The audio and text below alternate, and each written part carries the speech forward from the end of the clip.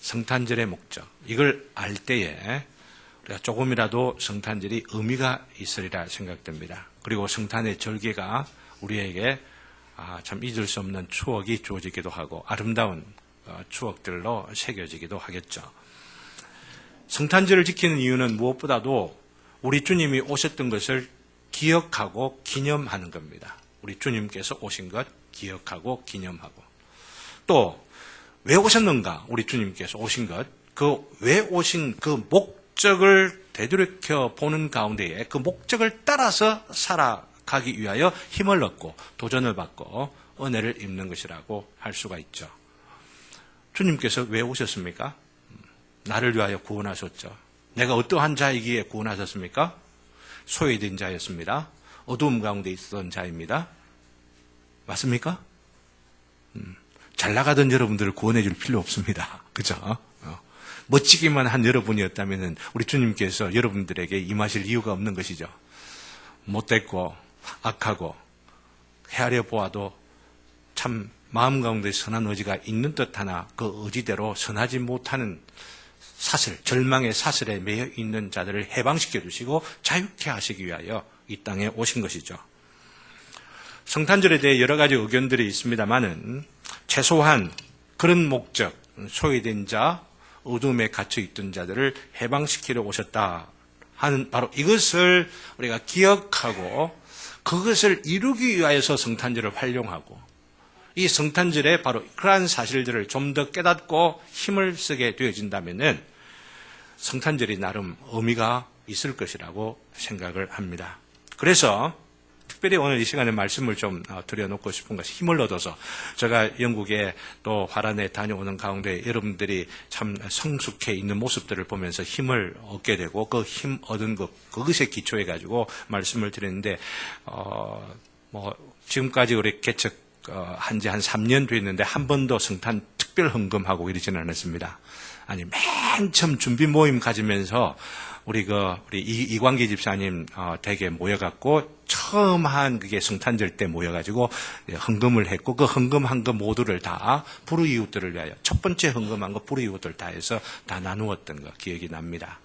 그 이후로 특별 헌금 이런 건 다 없앱시다. 부활절 헌금도 없고 또 무슨 헌금도 없고 뭐 이러면서 그냥 오직 감사 헌금만 합시다. 이렇게 해 와서 지금까지 왔는데 지내오는 그 가운데에 성탄절의 의미가 이런 부분이 있다고 한다면 이런 부분이 좀 활용된 의미로서 강조해야 할 부분이 있지는 않을까 생각들을 하게 된 겁니다.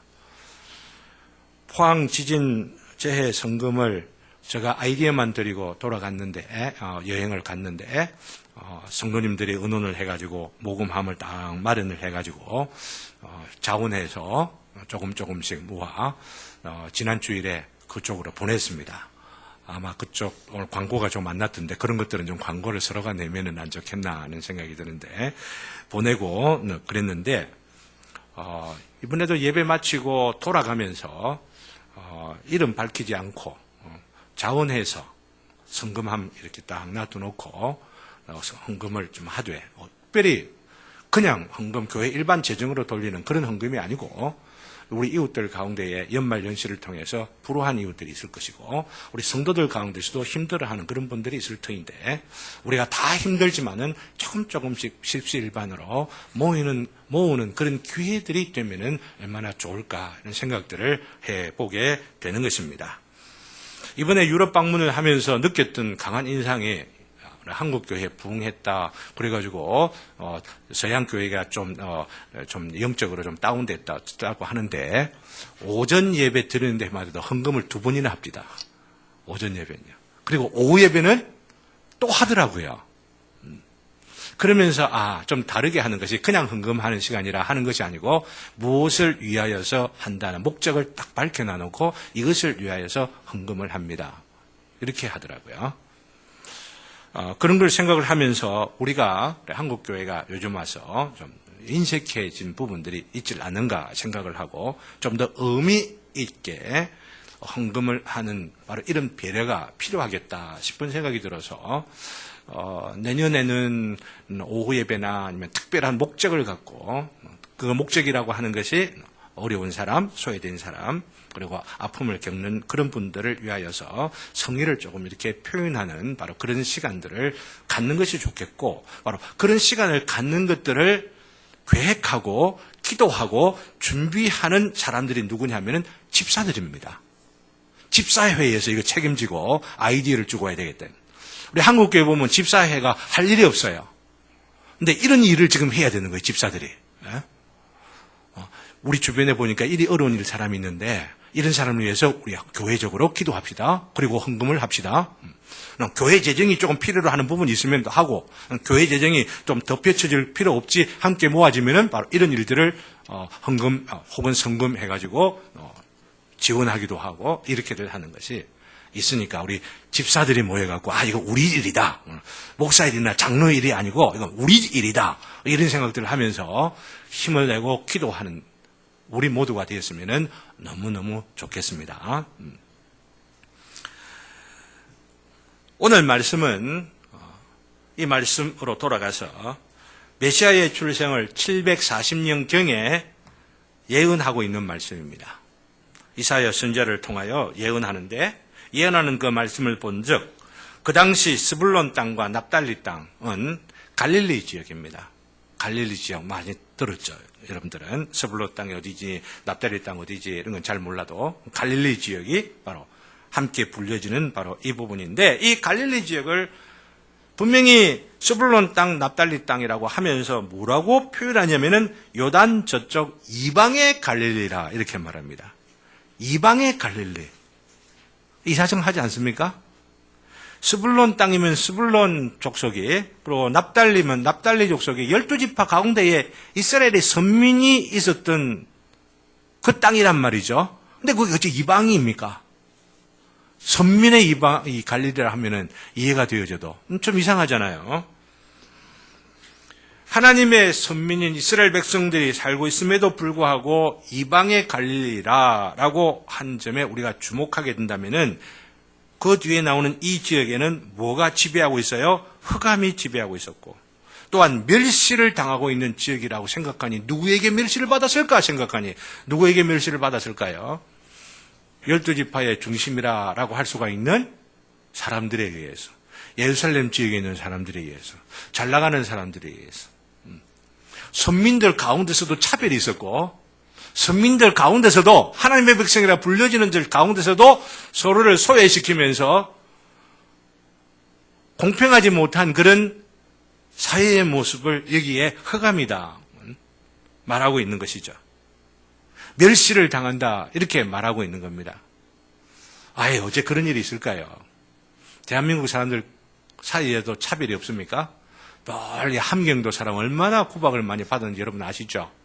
왜 이렇게 남북으로 나눠져 가지고 북한이 저렇게 고집스럽게 되어질까 곰곰이 생각들 해보면은 남한에 있는 사람들이, 경상도, 전라도 있는 사람들이, 함경도, 평안도 있는 사람들 얼마나 무시하고 얼마나 막 핍박을 하고 얼마나 소외시키고 이런 측면의 어떤 과업들이 있다고도 생각할 줄 알아야 돼요.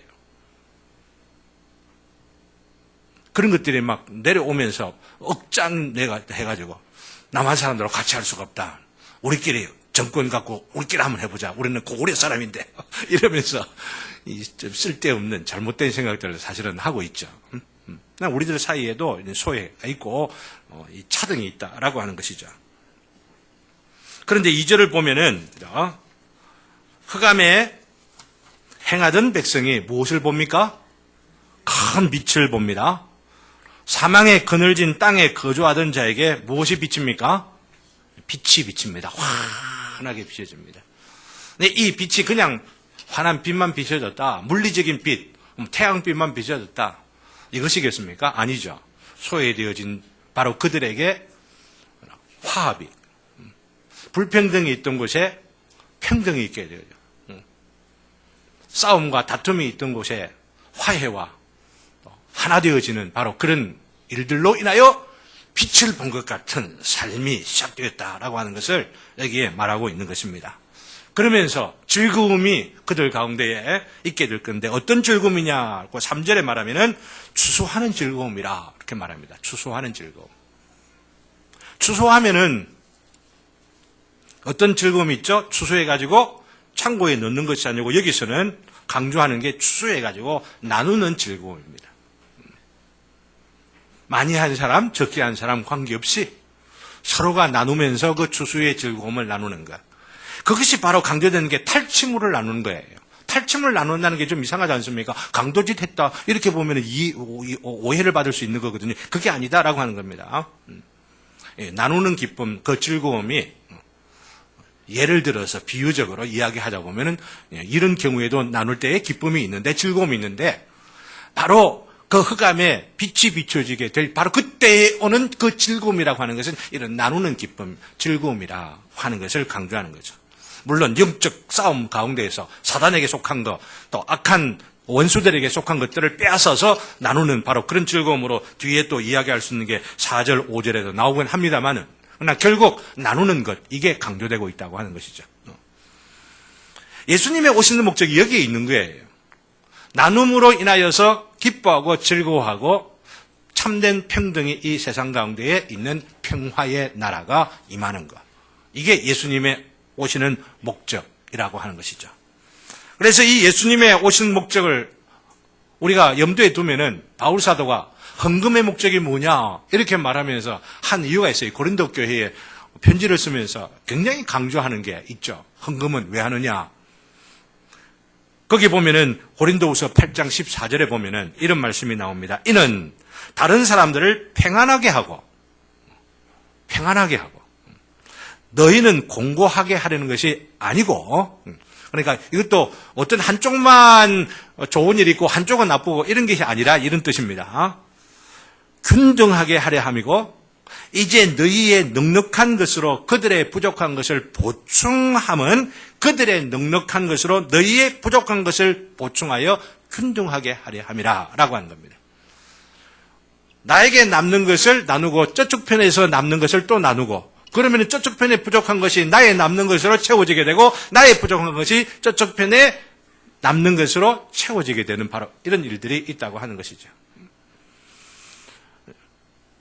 어떤 사람은 물질적으로 여유가 있을 수 있고 어떤 사람은 은사나 재주에 넉넉함이 있고 어떤 사람은 돈은 없지만은 바로 이런 다른 사람이 가지지 않는 이런 것들로 서로 넉넉할 때 그것을 서로 나누고 보충하고 채워서 균등하게 만드는 것, 획일적인 균등을 말하는 것 아닙니다. 평등이라고 하는 거죠. 그러므로 인하여서 어떻게 됩니까? 기뻐하는 평화의 왕국이, 나라가 이 땅 가운데 임하여진다라고 하는 것이죠. 우리가 살아가고 있는 이 땅 모든 형편들을 보면은 얼마나 불공평한지 여러분들 너무나 잘 아실 것입니다. 가진 사람들은 더 많이 가지고 없는 사람은 없는 것 때문에 더 없게 되어지고 그로 인하여서 억장이 무너지게 되고 꼭 그런 이유들만 아니지만 그것 때문에 목숨을 끊는 바로 그런 일도 있게 되어지는 것입니다. 이미 기독교가 시작되어 이 평등의 복음 혹은 평화의 복음이 시작됐는데도 불구하고 이 복음이 우리의 심령, 우리의 삶 가운데 충격적으로 다가와야만 하는데 그러지는 못하고 관념적으로 이론적으로만 스쳐 지나가다 보니 예수님이 욕먹는 겁니다. 하나님이 욕먹는 겁니다. 하나님이 계시지 않는 것처럼 여겨지고 세상 사람들에게 손가락질 조롱을 당하고 있는 것이죠. 알아야만 한다고 하는 겁니다. 예수님이 오신 목적이 무엇이냐.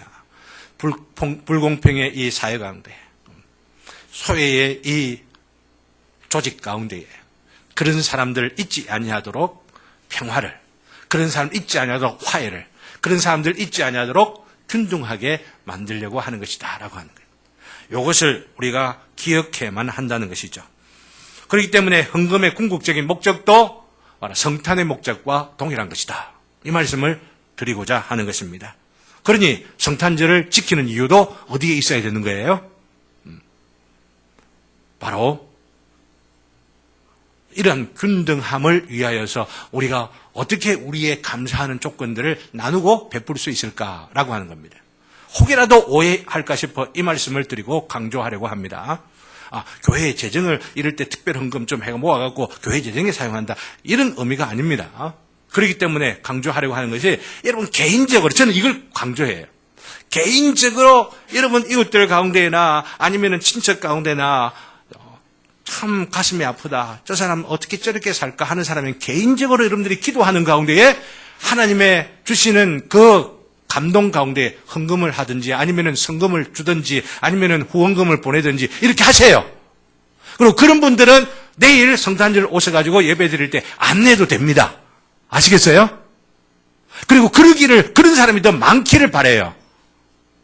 근데 우리가 살다 보면은 내가 이 아이디어를 왜 또 말씀을 드리냐 하면은 살다 보면 너무 분주하고 바빠가지고 마음은 있는데 하다 보니 시간이 휙 지나가 버려가지고 내가 그 사람 도와야 될 텐데 아니면 그런 돕는 일에 내가 참여를 하고 싶은데 내가 그러지를 못하고 내 지나갔구나 싶은 그런 마음들을 가질 때가 저도 있더란 말이죠.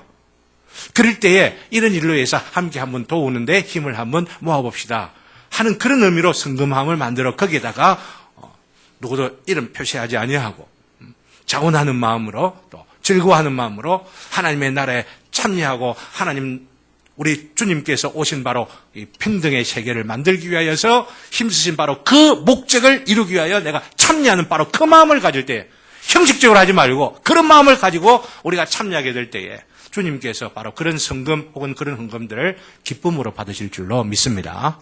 그런 일들이 교회에 많아야 되는 거예요. 그리고 성도들은 그런 일들에 참여하는 것이 자부심 있고 이런 일을 통하여서 하나님의 나라가 확장되어져 가고 하나님께서 이 땅 가운데 이루신 복음의 사역들이 이루어져 가고 있구나라고 하는 것들을 깨닫고 감사하는 그런 마음들이 주어져야 할 줄로 아는 겁니다. 그래서 헌금이라는 말이 성경에 보면 코이노니아라는 말이 헌금이라는 말로 번역되어져요. 코이노니아라는 말이 여러분들 아시죠? 교제한다라고 하는 겁니다. 교제한다라고 하는 거.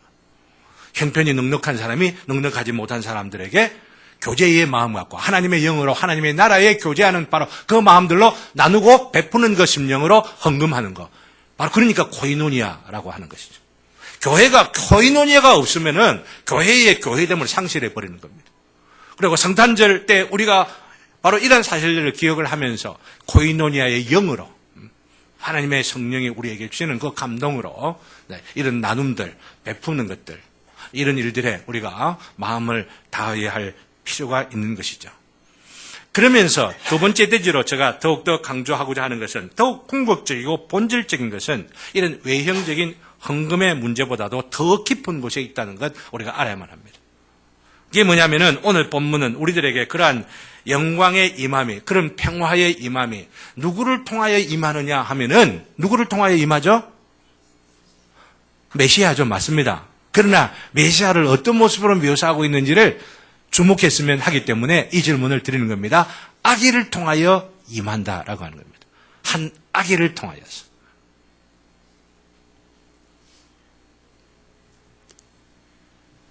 바로 한 아기의 출생을 강조하는 이유가 바로 여기에 있어요. 한 아기가 우리에게 낳고 이 말이 없어도 메시아가 왔고 메시아가 이런 나라를 이룰 것이다 라고 하는 의미로서 우리는 충분히 묵상을 할 수가 있습니다. 그러나 오늘 이게 왜 한 아기로 왔다라고 하는 사실을 강조하는 걸까? 아기로 왔으니까 아기로 왔지. 이렇게 할 수 있을지 몰라도 왜 그것을 특별히 이렇게 강조하고 있느냐?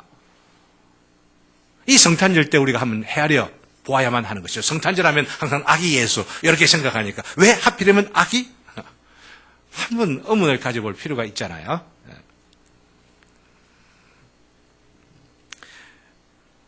이 한 아기를 하나님 바로 당신이라고 지금 강조를 하고 있는 겁니다. 사실은요.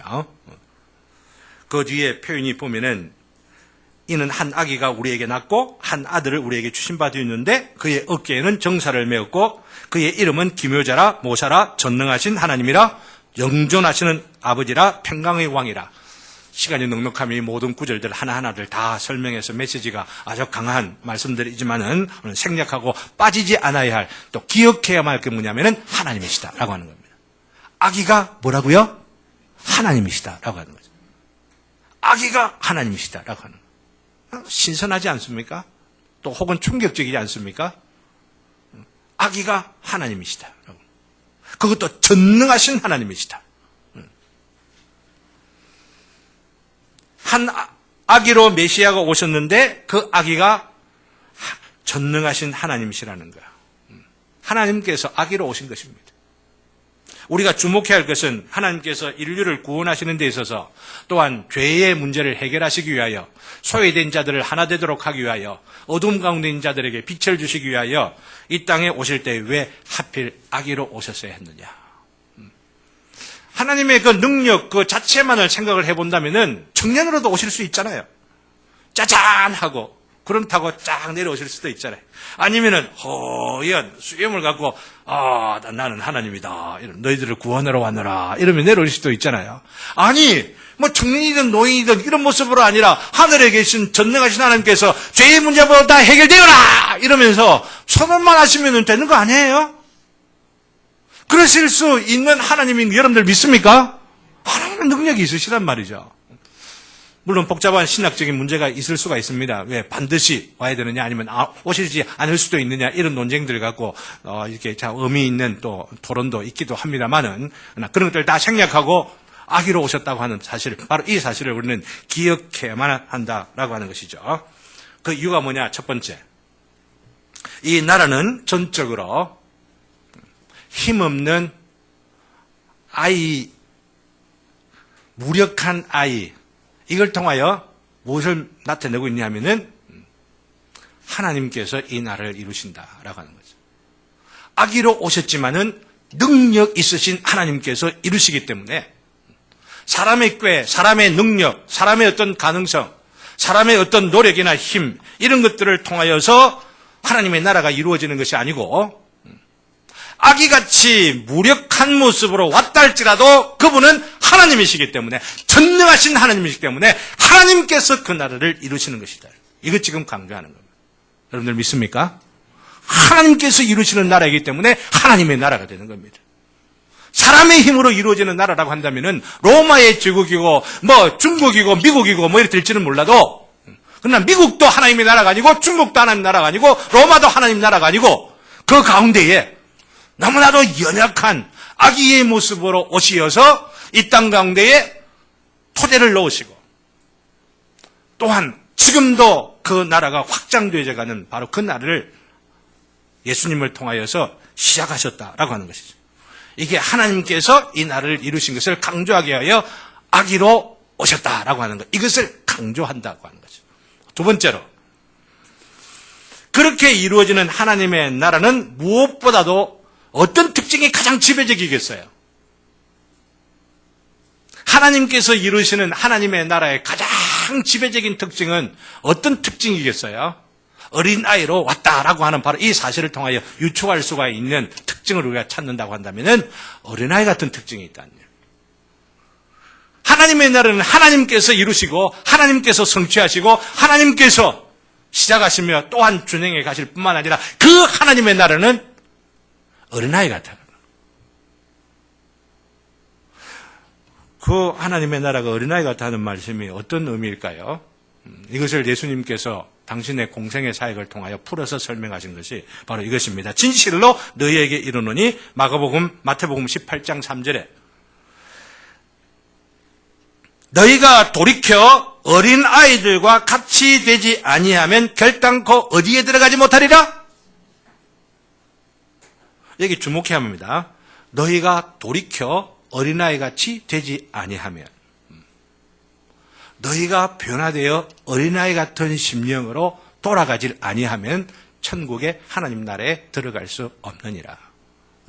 근데 어린아이를 통하여서 어린아이로 메시아가 오셨다고 하는 사실을 통하여 우리 주님은 그것을 아시고 바로 이 사실을 지금 강조하는 겁니다. 하나님의 나라를 들어가고 하나님의 나라의 기쁨과 영광과 그 복락 가운데 참여하는 자가 되려면 어린아이같이 돼야 된다라고 하는 거죠. 어린아이같이. 이것을 예수님께서 오실 때에 어린아이로 오신 바로 이 모습을 통하여서 강조하고 계시다라고 하는 것을 오늘 제가 중요한 메시지, 바로 두 번째 대지로 좀 강조하고 있는 것이죠. 바로 이것을 믿어야 된다라고 하는 것이죠. 한 아기로 오시되 한 아기로 오신 바로 그 아기가 하나님이시다라고 하는 거예요. 하나님은 아기로 오셔서 아기를 통하여서 하나님의 나라를 이루시고, 물론 잘하시고 또 성장하시고 이런 각각의 메시지가 또 있습니다. 그러나 오늘 그 메시지를 확대하지를 아니하려고 합니다. 어린아이로 오셨다고 하는 바로 그 사실만을 우리가 생각을 하면서 바로 이 사실이 우리에게 무엇을 의미하고 있느냐는 걸 생각하면서 우리가 이것을 믿어야만 한다는 거죠. 우리가 중요한 사실을 기억을 해야만 합니다. 하나님께서 우리를 구원하러 오셨을 때에 어린아이로 오셨다는 사실을 믿어야 한다는 거죠. 너 믿습니까? 이거 안 믿으면은 여러분들이 중요한 믿음들 갖고 있다 할지라도 너무나 중요한 성경의 메시지의 중요한 부분을 빼버리는 거예요. 우리가 하나님을 믿고 그 하나님께서 우리를 위하여서 구원하려 오신 하나님이시지만은 그 하나님께서 어린아이로 오셨다고 하는 사실을 믿는 것. 이것은 우리에게 무엇을 또한 함축하고 우리의 믿음이 어떠한 믿음이 되어야 하느냐 하는 것을 가르쳐 주느냐 하면은 하나님께서는 어린아이같이 무력한 모습으로 보일 때라도 하나님은 하나님이시다라고 하는 겁니다. 전능하신 하나님께서 헤라클레스로 오시지 아니하시고 이한이 같은 어린아이로 오셨단 말이죠. 김정욱 우리 성도님 신비하지 않아요? 헤아려 보면은 어린아이를 다 예수님이 이런 아이로 왔대. 그죠? 이것은 무엇을 우리에게 함축하느냐? 우리 아이가 더욱 소중하다라고 하는 이런 측면에서만 아니고 우리가 잊어버리지 않아야 할 너무 중요한 새겨야 할 그 메시지가 뭐냐면은 하나님의 전능하심이 나타나시고 하나님의 전능하신 그 왕국을 이루어 가실 때에 때로는 그 모습, 그 겉모습이 너무나 초라하고 연약하고 무기력하고 어린아이같이 무력한 모습일 수도 있다라고 하는 거예요. 이거 여러분들이 알아야 하는 것이죠. 다른 말로 말씀드리면은 세상의 권세나 권위와는 본질적으로 다른 능력과 권세와 스타일로 하나님의 나라는 이루어진다라고 하는 것입니다. 세상의 나라는 총이 있어야 되는 거예요. 세상의 나라는 핵이 있어야 되는 거예요. 왜 미국만 핵을 많이 갖고 북한에게 가지지 못하게 하는지 이 생각하면 이것만 해도 사실은 불공평한 거예요. 사실은 북한 사람들이 핵 가지면 안 되지만은 한편으로 생각하면 그들 자신의 입장에 생각하면 논리는 그럴듯한 논리가 또 있다고 볼 수가 있는 거죠. 핵 가지고 무기 가지고 탱크 가지고 비행기 가지고 군함 가지고 핵 잠함 잠수함 이런 것 가지고 이리 해야만 무슨 나라가 이루어지고 권세가 이루어지고 힘의 균형이 이루어질 것처럼 생각하는데 그건 하나님의 나라가 아니다라고 하는 것이죠. 어떨 때 하나님의 나라가 임하는 것입니까? 어린아이 같은 모습으로. 어린아이 같은 모습으로라고 하는 것을 다른 말로 표현하면 십자가를 지는 모습으로라고. 십자가를 지는 모습으로. 우리가 참된 하나님의 나라를 우리 교회에서 누리려고 한다면, 또 우리 가정에서 누리려고 한다면, 자기를 부인하고 날마다 자기 십자가를 지고 주님을 따르는 자들에 의하여서 이루어지는 나라가 바로 하나님의 나라입니다. 바로 이 하나님의 나라를 이루기 위하여 바로 이렇게 이루어져야 하는 나라인 줄을 가르치시기 위하여서 아이로 오셨다고 하는 거예요. 아이로 오셨다. 너무나도 무력한 아이로 오셨다고 하는 거죠. 그러나 그 무력함이라고 하는 것은 사람들 보기로는 무력할지 몰라도 하나님 보시기에는 하나님의 능력이 있는 것입니다. 사람들이 보기로는 무시를 당하고 쪼롱을 당하고 핍박을 당하고 그러면서 야 어떻게 죄인의 형틀이라고 할 수 있는 쩌긋이라고 외면을 당한다 할지라도 바로 그 길을 통하여서 바로 그것을 통하여서 하나님의 능력과 권세와 진리와 거룩함과 영광이 표현되어지는 이게 하나님의 나라, 하나님의 나라.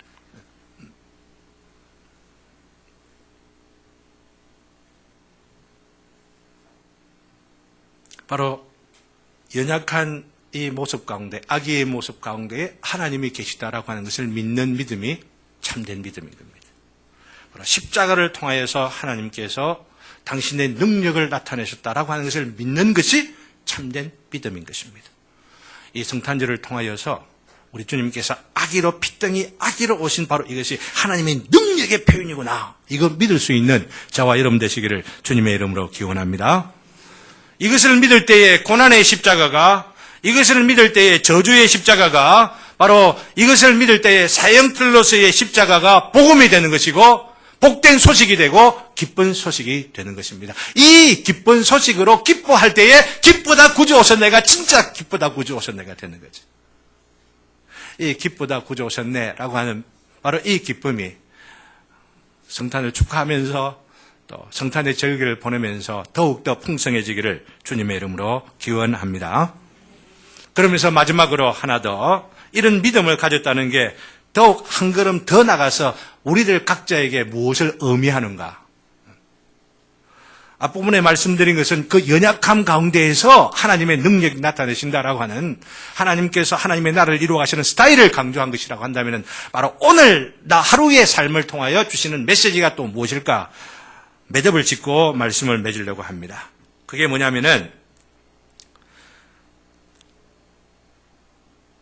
하나님께서 어린아이 모습으로 오셔서 어린아이의 그 모습으로 하나님 나라를 이루신다는 바로 이 믿음 가운데에는 빼놓지 않아야 담겨져 있어야 할 메시지를 우리 주님께서 말씀을 해석해 놓으셨어요. 예수님께서. 앞에 말씀드렸던 마태복음 18장 3절에 있는 말씀, 바로 그 뒤에 4절에 있는 말씀에 어린아이 같다라고 하는 것이 무슨 뜻이냐라고 하는 것을 예수님께서 풀어서 설명해 놓으셨다라고 하는 거죠. 많은 사람들은 어린아이 같다라고 말하면 순진하고 무고하고 무력하고 뭐 이런 뜻으로 생각하는데, 예, 맞죠. 맞습니다. 예. 그런 의미, 그런 인상, 그런 이미지를 우리는 가져야 할 필요가 있습니다. 그러나 예수님께서 해석하실 때에 어린아이 같다라고 하는 것을 어떻게 해석하셔서 말씀하셨느냐면 그 4절에 이렇게 말하고 있습니다. 그러므로 누구든지 이 어린아이 같이 자기를 낮추는 사람이 천국에서 큰 자니라 라고 말하고 있다는 거예요. 어린아이 같이 순진해야만 천국에서 큰 자니라 이렇게 말씀하지 아니하시고 어떻게 해요? 어린아이 같이 자기를 낮추는 자라야 천국에서 큰 자니라, 천국을 소유한 자니라, 천국의 영광과 기쁨을 차지하는 자니라, 예수님께서 하신 말씀이 이렇다라고 하는 것이죠. 물론 요즘 아이들 가운데는 그렇지 못한 경우들 참 많습니다. 요즘 아이들이 너무 건방지기도 하고 막 너무 까져가지고 이런 경우들도 없잖아요. 있기 때문에 그런 경우들 여기에 대입해서 생각하면 아니 되겠지만은 자기를 낮출 줄 아는 거, 겸손이죠. 겸손. 저는 서울에서 목양 훈련을 받으면서 섬겼던 교회, 잠실중앙교회 맨 앞에 예배당 앞에 딱 이렇게 항상 들어가면은 휘장에 글자를 새겨놓은 건데 평생 내 잊을 수가 없어요. 베드로 후서에 있는 말씀인데 뭐라고 적어놨냐면은 하나님께서는 겸손한 자에게 은혜를 주시느니라. 겸손한 자에게 은혜를 주시고 겸손한 자에게 천국을 주시는 거예요. 우리의 공로가 있다고 하는 그런 의미가 아니라 겸손한 자에게 합당한 삶의 상태와 공동체의 모양이 바로 천국이다. 천국이라고 하는 바로 거기에는 교만한 사람, 자기를 나대는 사람, 자기를 남보다도 높다고 생각하고 그것을 자꾸만 강조하는 바로 그런 사람에 의해서 만들어지는 것이 아니고 자기를 낮출 줄 알고 희생할 줄 알고 양보할 줄 알고 이 시대의 정신하고는 너무나 차이가 나는 거죠. 그러니까 이 시대의 가운데에서는 하나님 나라를 볼 수 있는 것이 자꾸만 어려워져 가고 있어요. 왜냐하면 이 시대에는 자꾸만 내 자신을 과장해야 되고 선전해야 되고 그것도 막 그냥 뭐라고 할까 떠벌려야 돼요. 그렇잖아요. 그렇게 해야만 되는데 이 시대하고는 다른 정신을 강조하고 있는 것이죠. 그렇다고 해서 이 시대의 정신에 압도당하고 그리고 포기하고 그러면서 맨날 패배의식에 사로잡혀 살아가라 이렇게 이야기를 하시는 것이 아닌 것 여러분들 아시기를 바랍니다. 진정으로 자기를 낮출 줄 알고 겸손할 줄 아는 것은 자기에게 하나님 계시는 것을 믿고 자신감을 가지기 때문에 가능한 것이죠. 하나님의 은혜가 나에게 있고 세상에 그 어떤 것이 주어지지 아니하여도 하나님이 나와 함께 하시기 때문에 나는 나의 것을 지금 포기해도 되고 다른 사람이 나에게 요구를 한다면 심리까지 더 가지고 그도 뺏으려면 쏘고까지 주고 이게 가능한 것이죠. 자기를 낮출 줄 아는 것. 이것으로 인하여 하나님의 나라가 우리들 가운데 실현되어 가는 바로 이 문제를 강조하면서 두 가지 적용만 시켜봅시다. 우선 먼저 내일 불의 이웃들을 위하여 성금함을 준비하겠노라 하였을 때 우리 마음속에 일어나는 반응에 적용을 한번 해봅시다. 저는 모릅니다. 영빨이 없어가지고 탁 쳐다보는 여러분들의 마음속 생각에 어떤 생각들이 쓱 지나가는지 저는 잘 모릅니다. 혹시 너무 어른스럽게 반응하지 않습니까? 우리의 상황에 여러 가지 힘든 이유들 혹시라도 마음속에 나열하면서 에이 우리 그런 거 안 하기로 했는데 어쩌니 아니면은 꼭 그런 거 해야 되나? 앞에 말씀드렸습니다. 개인적으로 하십시오. 우선적으로. 개인적으로 하시고, 개인적으로 할 기회를 놓친 분들만 해라고 하는 겁니다. 강제로 하는 것 아닙니다. 아시겠어요? 그래, 시험 드는 분들 아무도 없기를 바라는 겁니다. 안 해도 괜찮아요. 그렇지만, 이렇게 헌금이나 성금이나 이렇게 하지 않으시려면, 여러분 개인적으로, 길가에 보는, 노숙자에게, 아니면 여러분들 찾아오는 어떤 누구에게 성의를 갖고 주의 이름으로 사랑을 베풀고 그리고 물질을 내어놓고 그러면서 나누는 바로 이런 일들이 이때 그럴 기회를 놓친 자들이라고 한다면은 집사회를 통하여서 사용될 것들을 믿고 의롭게 사용되고 보람되게 사용될 것을 믿고 그러면서 십시일반으로 모으는 것 이런 일들이 우리 교회의 중요한 특징이 되어야 한다고 하는 거 말씀을 드리는 것입니다. 어린아이 같이 반응하시는 저와 여러분 되시기를 주님의 이름으로 기원합니다. 그럴 때에 어린아이 같이 반응하는 바로 그들을 통하여 이 교회가 하나님의 나라를 보여주는 나라, 교회가 되어지고 하나님의 나라가 이 땅 가운데 어떻게 구현되느냐라고 하는 것들을 우리 스스로도 경험하고 맛보며 살아갈 수가 있는 것이죠. 또 하나 이 사실들을 적용을 하면서 여행을 하면 내 참 잘 안 되는데 이걸 말씀드릴까 기도를 하면서도 선언적으로는 필요하겠다 생각을 하는 것이 그게 뭐냐면은 내가 찬송하는 거 강조하잖아요. 식사하면서나 귀에 있으면 찬송합시다 이러는데 화란에 가면서 자녀 교육에 관심을 참 가지고 자녀 교육에 굉장히 성공적인 다음 세대를 이루어가는 데 성공적인 교회가 이 화란교회라고 볼 수가 있는데 화란교회가 어떻게 자녀들을 교육시킬까 하는 것들에 관심을 가지면서 집에 초청을 받아가지고 식사를 하는데 말로만 들었던 거 실제로 보았습니다. 식사를 하면서 기도하고 식사 다 하고 나서 성경책 딱 가지고 성경같이 읽읍시다. 그러면서 간단하게 호조되는 분이 풀어서 설명하고 그러면 기도 딱 하고 마치더라라고 하는 것이죠. 와가지고 해보니까 나중에 습관이 아닌지 자꾸 잊어버려요. 자꾸 잊어버려요. 그러나 내 마음 가운데 이렇게 내 자신이 훈련해 가면 참 좋겠구나 하는 생각들을 좀 하면서 식사를 하고 나서 항상 성경 말씀 한 구절이라도 한 장 전체가 아니고 한 구절이라도 읽고 잠시 기도하고 마치고 이래 하면은 육신의 음식을 먹을 때에 영의 양식도 함께 먹는 바로 이것이 나에게만 유익할 뿐만 아니라 나와 함께 식사하는 다른 이들에게도 유익하고 이 분주하고 바쁜 시대 가운데 자녀들하고 만나가 예배드리고 이러고 이런 시간들이 참 없잖아. 그죠? 그렇지만 먹기 위해서는 함께 모일 수 있잖아요. 그죠? 그런데 그런 시간도 어려운 시간들이 많이 있습니다만, 그러나 그때 한치 모였을 때, 그것도 시간 오래 15분 막 이렇게 하면서 말씀 읽고 풀어 설명하고 기도하고 이러는 게 아니고, 한 2, 3분이라도 성경 구절 딱 하나 읽어주고, 그래, 기도하자. 이렇게 하면서 식사를 마치게 된다면, 그죠? 식사 시간 앞에 하지 말고, 식사 시간 뒤에 딱 하더라고요. 식사 시간 뒤에. 이래 하면은 그 자녀들이 부모들의 모습들을 보면서 하나님 앞에 먹든지 마시든지 다 하나님 앞에서 영광을 위하여 하구나라고 하는 것을 알게 모르게 먹는 즐거움을 함께 나누는 가운데 함께 교육되어질 것이라 생각하니 저도 이 말씀을 들어놓고 제가 훈련해 가려고 합니다. 여러분들도 혹시라도 뜻이 있으신 분들은 이런 훈련들을 한번 해 가시면 좋겠다 생각들이 들어서 제안을 하고는 있습니다.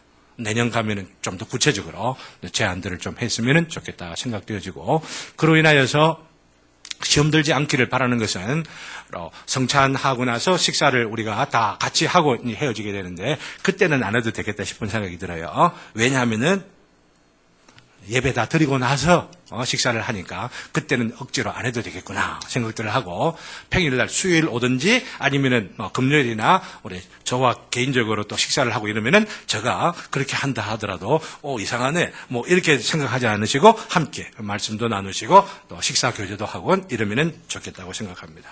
자, 말씀을 맺습니다. 사랑하는 천국제자교회 성도 여러분, 말씀을 듣고 머리로만 끄떡인다면 성탄절을 그러면서 지킨다고 한다면 그것은 우리의 머리와 가슴이 분리되어 있는 것과도 같습니다. 우리의 지성은 냉정할수록 좋다고 말씀드렸습니다. 옳은가 그른가 판단하고 생각해 보기 위하여 이 머리는 차가워야 된다라고 말씀드렸습니다. 그러니 그 차가운 머리를 갖고 생각해 보시기를 바랍니다. 저희 드리는 말씀이 하나님의 말씀에 어긋난 부분들이 있으십니까?